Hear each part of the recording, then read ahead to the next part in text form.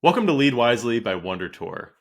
We're back in a series talking about villains because we admit that we all have the potential to become villainous and we want to instead become magnanimous leaders. Today, we're talking about Darth Vader. Last episode, we focused on Anakin and his journey to become Vader. Now, we're going to be a little bit more practical, a little bit more business oriented. So, Brian, I'm going to ask you what could potentially be a fun question here. What would it be like to have Darth Vader as a middle manager at your company?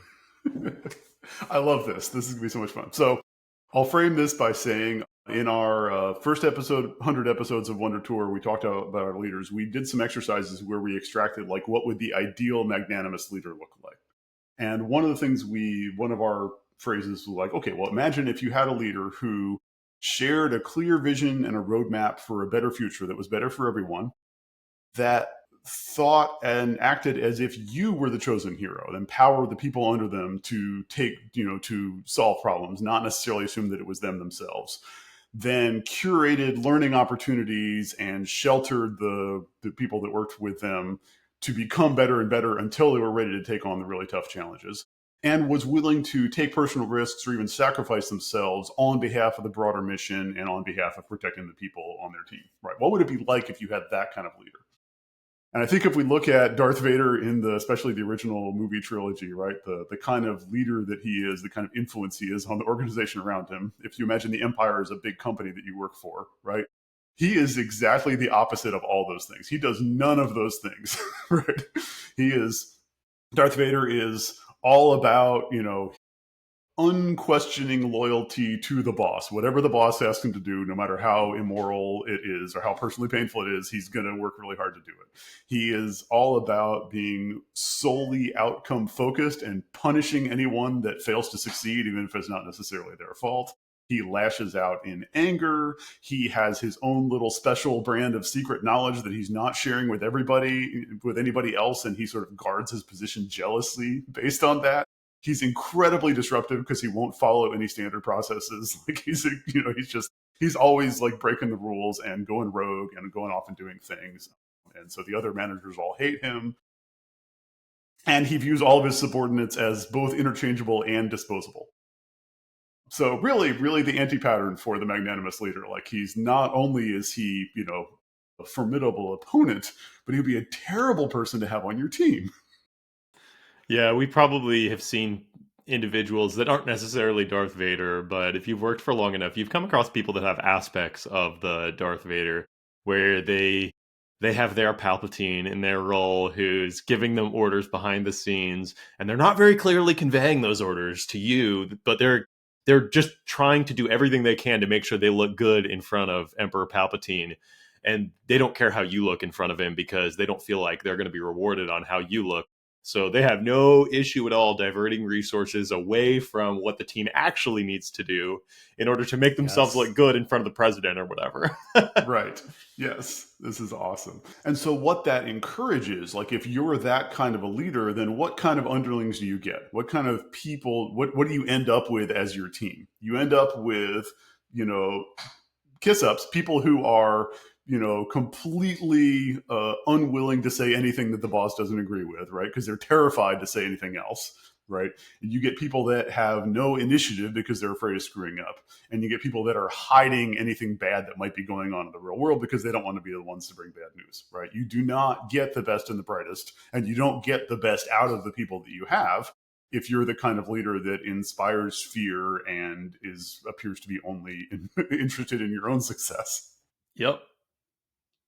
So I think we can probably imagine examples of people like that we've had in our orbit, right? People that you've seen in an organization who were maybe very powerful and very skilled and very good at accomplishing things individually and had been put in a position of leadership and had not made the transition to the team needs to accomplish things. They were still like, I personally need to solve all the problems. I'm in this role. Like, why are they in that role? Why do we promote people like that? Why do we put Darth Vaders or people with some of those attributes in management in the first place? Yeah, and I like how you framed it as middle management because it depends on how big the organization is. At like a small company, this person can easily be the CEO or president, but at a large company, this person doesn't last as the CEO or president very long, and definitely not a publicly traded company, because this person is probably not going to be very good for the the shareholder returns, because they're really after things for themselves. So we do see leaders get ousted at public companies who seem to exhibit some traits like this. But I think at the middle management levels, right? Of course, somebody gets put in this position. Why? Because they are good at accomplishing the mission of their superior, of their direct, or whoever the most important sponsor in the organization is, or whatever. That's how this person gets to be at a director level or something like that.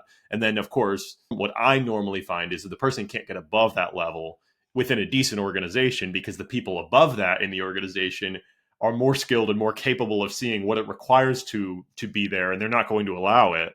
So you end up with this person kind of getting topping out in the organization at a certain point of their effectiveness is no longer. This maybe is one of the reasons people kind of reach that like one level above their competence situation.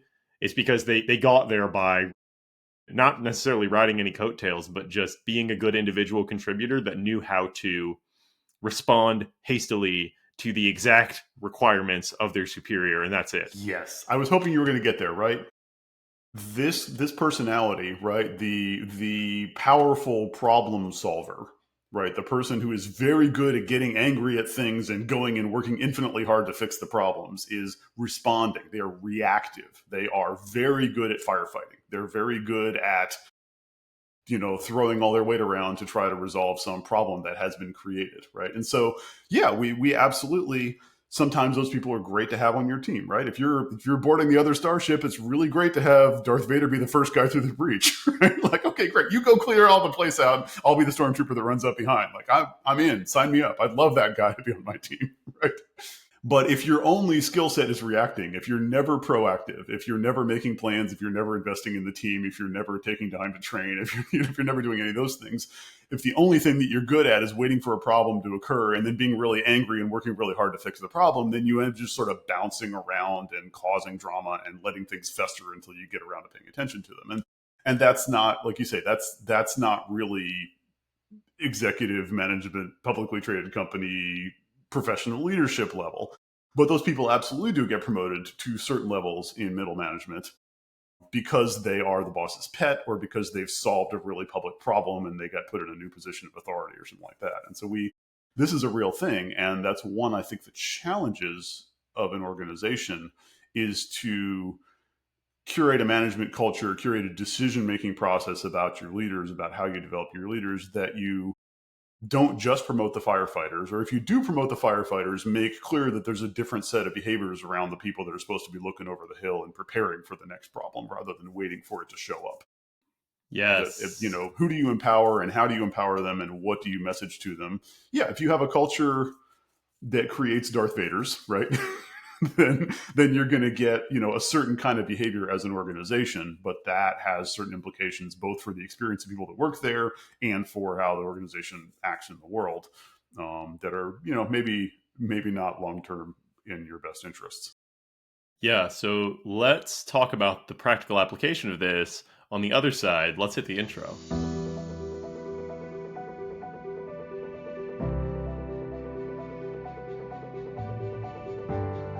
Hi, I'm Brian Nutwell. And I'm Drew Perot.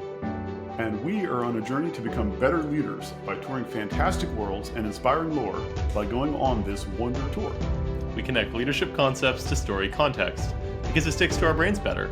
You can find out more at WonderTourPodcast.com, or if you're listening on audio, check us out on YouTube at Lead Wisely, all one word.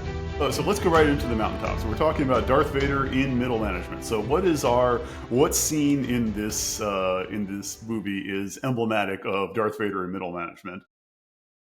In the whole trilogy of movies, we have a bunch of these examples, but honestly, the one that I love is very early on in episode 4 in the first Star Wars movie, is like this middle management, leadership team meeting on the Death Star, where you've got Grand Moff Tarkin, who's sort of the professional manager, CEO, like very calm, very controlled, very logical manager. And then you've got a team of Imperial officers of varying levels and responsibilities who are sitting on this Death Star, who are in charge of the fleet or in charge of the Death Star, what the heck ever, right? There's the whole all the divisions of the company are sitting there, and then you got Darth Vader not even sitting at the table, like stalking around the back of the table while they're talking, and it's just like, I've been in this meeting, like this highly dysfunctional team meeting where the boss doesn't really have everybody under control, and they kind of believe in the high level mission, but they're arguing about how to get there. And the team is like squabbling, and Darth Vader's like force choking out people that he disagrees with, who are, disparaging his skill set and his entire worldview. It's just like, it's all of the team dysfunctions you can have at once at this, ridiculous amplified Star Wars level. So in particular, right, the elements of this that are happening, right, are that we have this Darth Vader team member who is committed to a different version of the vision than everybody else, right, and doesn't really care, like doesn't seem to be, he's kind of sort of, kowtowing to the boss, but he's really not even pretending to collaborate with anybody else. And everybody else is so focused on the political battles of how they should be doing the thing that, of course, it's the Empire. Like they're not even grappling with the fact, like, that the thing they're arguing about is the most efficient way to go murder millions of people. It's like the whole organization has gone off the rails, and none of them have a moral compass, and so they're just squabbling over their little fiefdoms. And that's, I think, an interesting thing to talk about, right? Is the disruption that this character has on the team, but also that the fact when you get away from talking about the purpose, when you get away from talking about like what you're trying to accomplish and why, it's very easy to get into this mode of like, well, I just need to protect my little fiefdom, where I need my team to be the one that helps us be successful and not the other person's idea. Yeah, like you're talking about the fiefdoms, that's something that I hadn't thought about as it relates to kind of the Darth Vader archetype, or like you get like, again, fractions of the Darth Vader archetype in business. It does create fiefdoms because you have people who are all about trying to make sure they get the badge of honor, and other people don't necessarily get the badge of honor because at some point, and this, oh crap, yeah, at some point, the problem is once you get promoted, you get somebody like this who's promoted to a certain level. Like the only thing that they can do is get more promoted. That's what they want. They need that. Right. They need that more money, more power.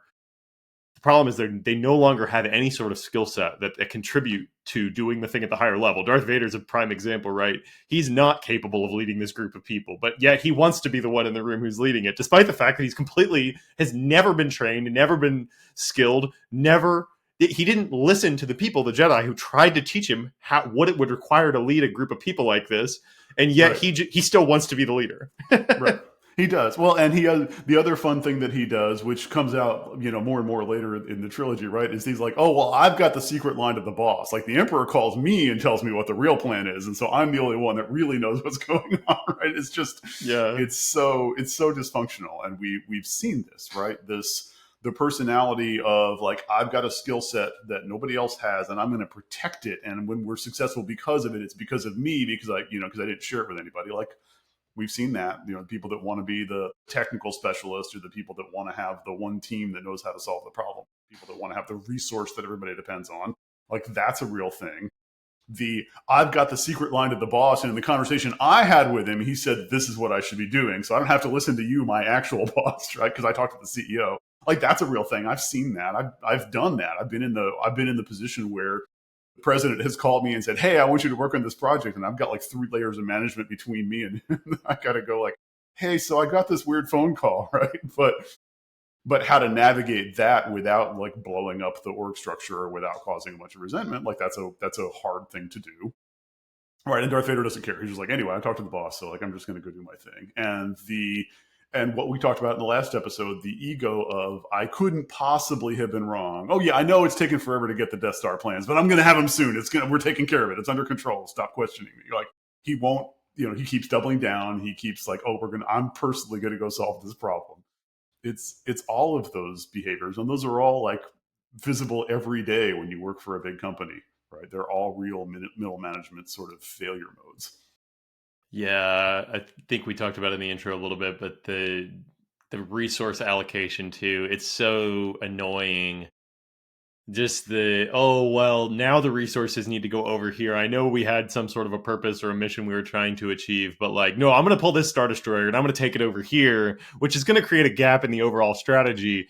But who cares, because I'm trying to accomplish my objectives and I don't really know what your objectives are or care about them.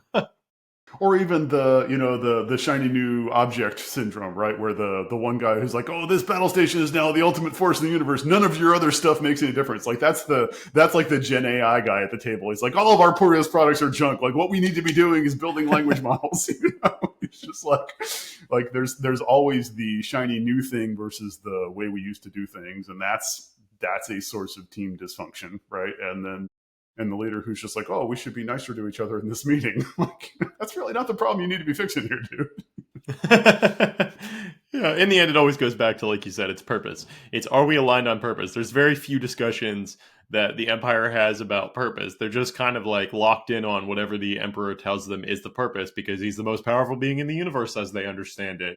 And they don't Right, really right. have a choice. They've just kind of enslaved themselves to him.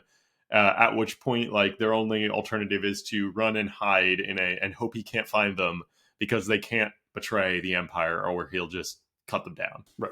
And he's the kind of leader who won't actually tell anybody what's going on. Like he's got multi-layered plans, and he's 100% not letting. And he's like, "Oh, you guys can all go get ambushed or whatever. I don't care. Like actually, I'm just trying to, he's setting people up, but he's not telling people what the plan is. They're not. They have no agency. They have no involvement. They have no buy-in. So in the last episode, we talked about, Anakin's arc of becoming Darth Vader and becoming this character who sort of gives up his agency and is just reacting out of fear and just sort of wearing the shell and pursuing this single-minded, problems, right?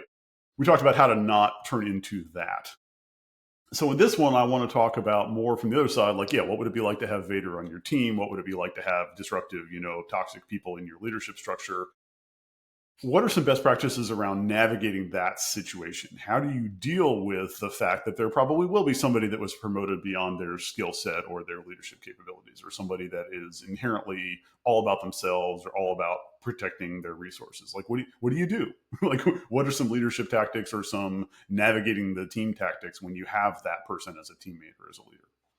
So, one thing, I asked a great mentor about this at one point, and his feedback was that you have to, as much as this is going to be painful, you have to get closer to that person, because that's going to rub probably against your grain of how you want to do things, because that person probably doesn't have the same values that we have. That person's probably not trying to become a magnanimous leader at this Mm-hmm. point in their life.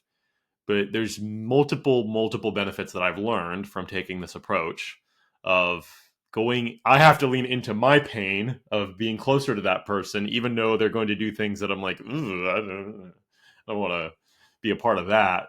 You don't have to take part in those things, but just to be closer to them, sit next to them at lunch, try to understand them a little bit better, ask them to go out after work, whatever it takes in order to, and this is kind of the more easy magnanimous viewpoint, is that person is acting like a Darth Vader for a reason, right? We just went and talked about Anakin's backstory.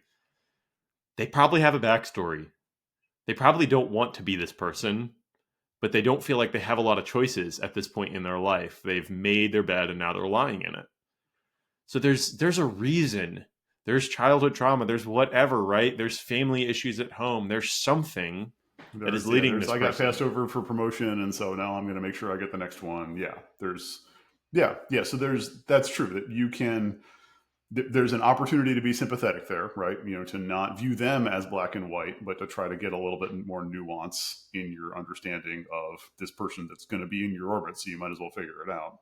Yeah, and then there's a strategy element too, right? The strategy element is, I want to understand, what is this person on about? Darth Right. Vader is all about resources. He's all about making sure he has top-down control of or at least like a great level of influence over the right resources in the organization.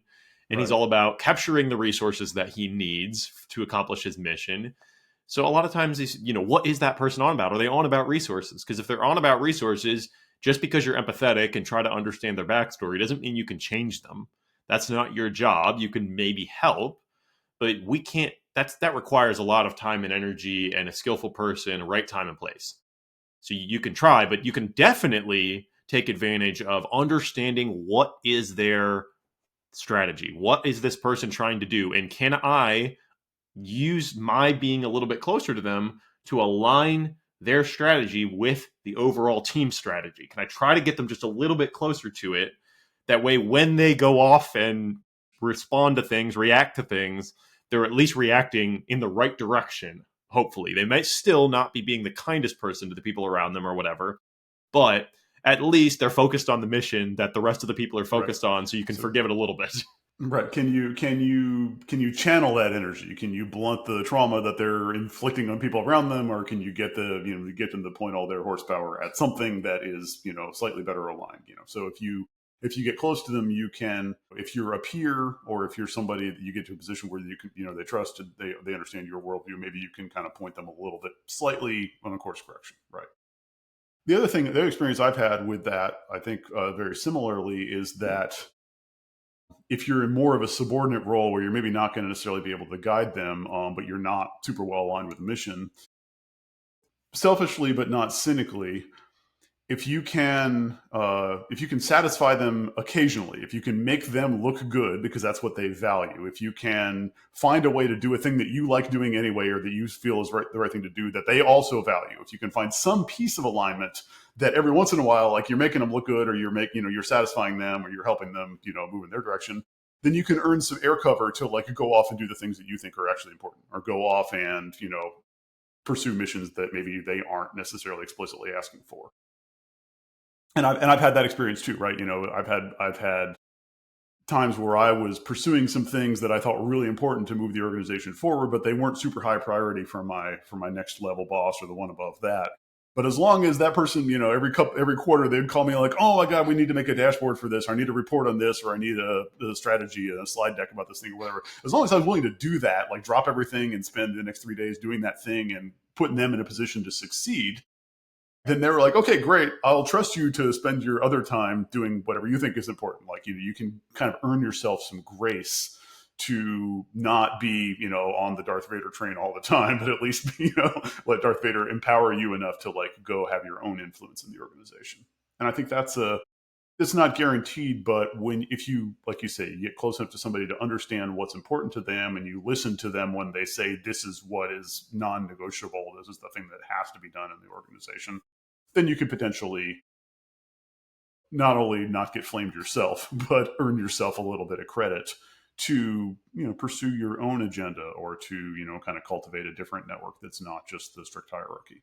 And that's a workaround, right? But that actually takes us to the other thing I wanted to talk about, which is kind of organizational alignment itself, telling the difference between an organization where it's like grooming Darth Vader's, like the whole organization has a different set of priorities and behaviors and missions than what you believe in. That's one situation, which is a different situation from, "I'm fundamentally on with this organization, but I have this one really terrible, toxic, disruptive boss in my orbit." Like, those are kind of different environments. So, what Mm-hmm. have you had either of those or both of those situations, Drew? Yeah, I've definitely seen both of those. I haven't experienced them. Experienced some of them directly, some of them indirectly. But yeah, I think there's two different situations there, like you said. And that's actually the exact same point I was about to make, which is understanding if it's a bad apple factory or not. Like you said, if it's an individual manager who has gotten themselves to this point and they're just a driver, a go getter, and they have kind of run out of road in terms of their skill set to be able to do that, they're not able to properly leverage the actual team and organization to do it. And so they end up being the Vader. That's a situation where it's a little more manageable. Like you said, you can deal with that. You can Right. work through that. You It's a can be temporary very situation. You can tactical. work around it. Yeah. You can imagine that that's not your destiny, is that that's the only way to succeed. You just need to kind of work around that person, and maybe look for another Yep. team, look for an opportunity to transfer, or figure out how to work with them until they go do something else and you have a new boss. Yeah, and you Like, can yeah. get those people working in the right direction. At some point, if it's one person or a few people that are a minority, then you can generally work with other good leaders in the organization to get them going in the right direction. Let's just keep them focused on the things that are important to the organization, reward them when they do them, and sure. We're not gonna. There might be rough around the edges in terms of how they treat people and stuff, but we can't get. If we can't get rid of them, what are we doing? Let's just try to help them as much as we can, and make sure that the rest of the organization is treated as good as possible. Now, the other side of that is if it's a bad apple factory, if the CEO is doing this and you see the CEO is doing it, the person underneath the CEO, the VPs, are three of them didn't used to do it, but now they're starting to act like this, and then your boss is acting like this or whatever. Okay, that's a bad apple factory. You can't fix a bad apple factory. You have to, at that point, you got to be Finn. You got to leave the stormtroopers. You got to leave the Empire because Yes. that bad apple factory is not Love your it. responsibility to fix, Call nor out are to you episode probably at the 7. right place in time. Yeah. Call out to episode 7. I love it. So yeah, absolutely. And so yeah, if if you're 3 levels down in an organization and the way they make decisions about promotions, the way they make decisions about resources, the way they make decisions about who gets to have authority and influence is fundamentally not aligned with the career you want to have, right? Then probably hanging out waiting to work for a different Darth Vader than the one that you're currently working for isn't the plan, right? Like maybe you just don't want to be a stormtrooper anymore, right? And that's a really hard thing. And we're not here at WonderTour telling you to go quit your job tomorrow, but we are telling you to examine your values. We're telling you to develop your own character and make your own decisions about where you're going with it. There are stories of organizations that have developed really toxic decision-making cultures, really toxic leadership cultures, right? And whether it's if you realize that your whole organization is a Ponzi scheme, or if you realize your whole organization is a cigarette manufacturer and you just fundamentally can't stomach the product that is being produced, like nobody's going to solve that problem for you, right? You're the only one that can decide how well aligned you are, and trying to tell the difference between those two situations. More often than not, it's going to be you have a single person in your orbit that's really disruptive. You're working for a boss that you're really not aligned with. That's really hard. It's really difficult, especially if they're enabled by other people. If you don't feel like you're empowered to make a difference, like not to take anything away from that situation, but it's important to try to discern the difference between that situation and this is the way this organization wants people to behave, and I don't feel comfortable with it. Then you might need to look for another gig. Exactly. That's good. So let's hit some key takeaways here.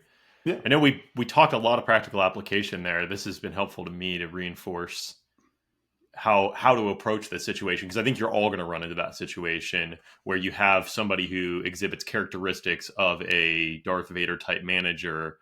So to me, the first key takeaway has to be to consider that person.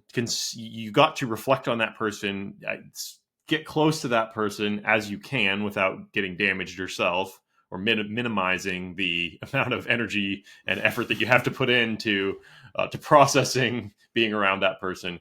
But you got to understand it, because you're never going to be able to help.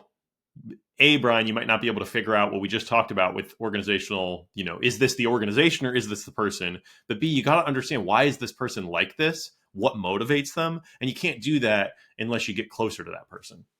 Right. So don't avoid the problem, right? If you've got if you like step 0 is like recognize it, right? If you see things that are really disruptive, you can look at, is there a Darth Vader behavior pattern going on in your orbit, right? Is one of your managers exhibiting this anti-pattern of magnanimous leadership?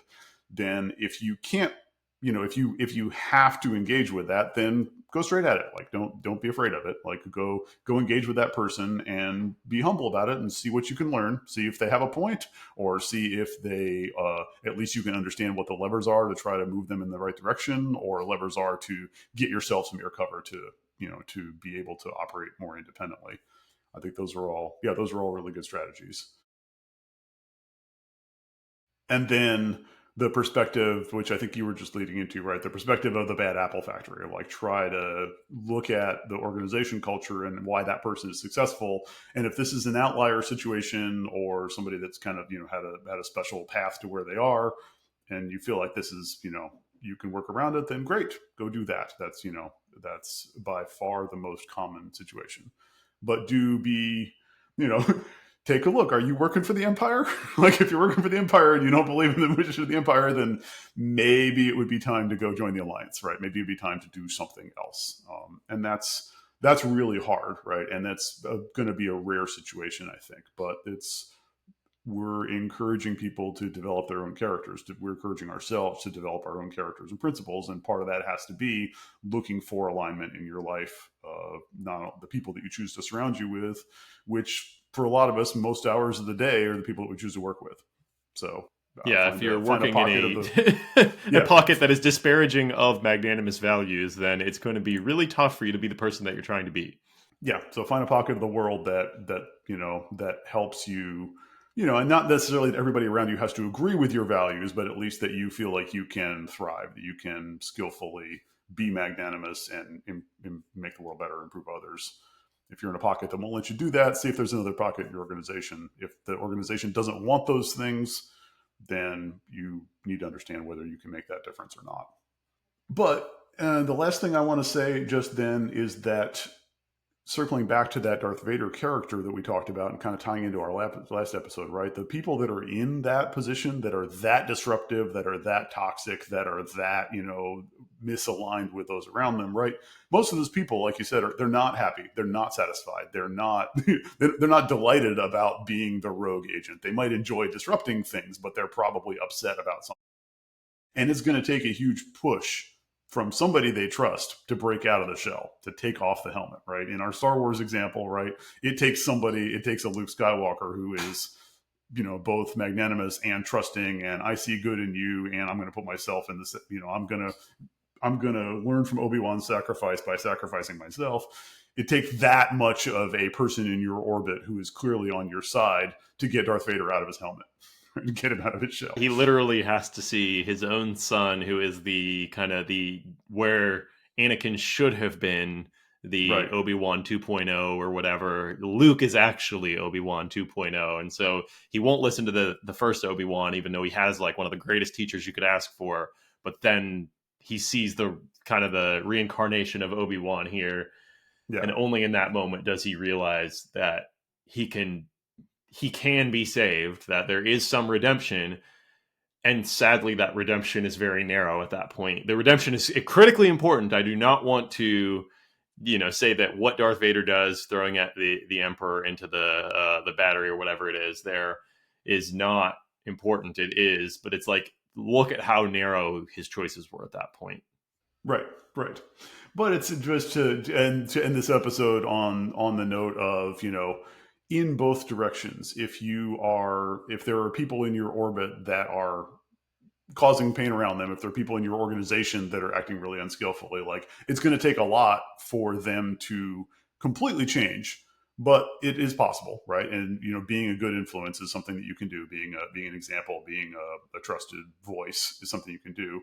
But by the same token, even if you have been habitually destructive in your environment, even if you haven't figured out how to skillfully navigate, like, look for the people in your orbit who are helpful, who are magnanimous, who are have your best interest at heart, and you can learn from them, right? You can make the different choices even that far down the road. You can still take different steps. So I need to reflect on that one a little myself.